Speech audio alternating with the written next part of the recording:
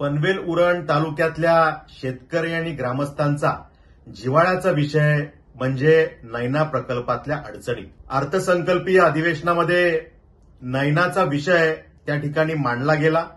लक्षवेधीच्या स्वरूपाने तो विषय मांडण्याचा मी प्रयत्न केला.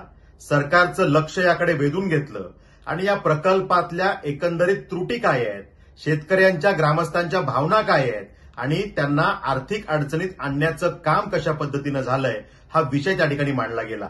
आणि यामध्ये सकारात्मक भूमिका सगळ्या अधिकाऱ्यांनी घेतली आणि ह्याची पाठपुराव्याची तातडीची बैठक आज त्या ठिकाणी सिडकोच्या अधिकाऱ्यांबरोबर सन्माननीय मंत्री माधुरीताई मिसाळ यांच्या प्रमुख उपस्थितीमध्ये झाली.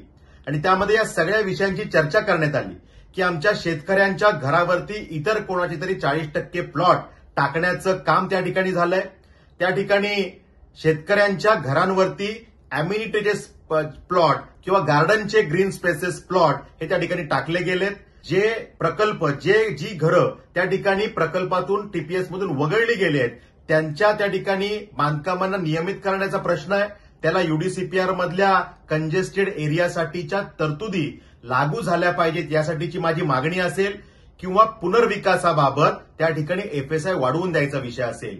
नियोजनातल्या अनेक चुका असतील.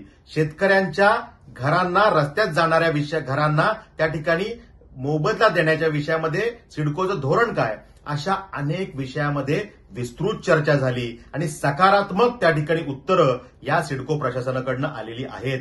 त्यामुळे बैठक ही पॉझिटिव्ह झाली आहे आणि येणाऱ्या कालावधीमध्ये शेतकऱ्यांच्या भावना त्यांचे प्रश्न हे पूर्णपणे सुटण्यासाठी याचा पाठपुरावा सातत्याने आम्ही करू.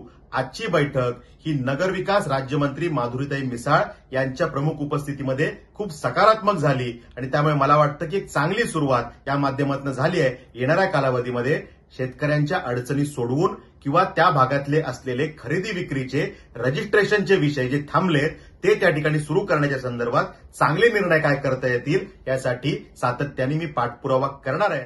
लेटेस्ट अपडेट्स और ताजा तरीन खबरों के लिए टीवी वन इंडिया लाइव को सब्सक्राइब कीजिए और नोटिफिकेशन पाने के लिए बेल आइकॉन को दबाना मत भूलिए.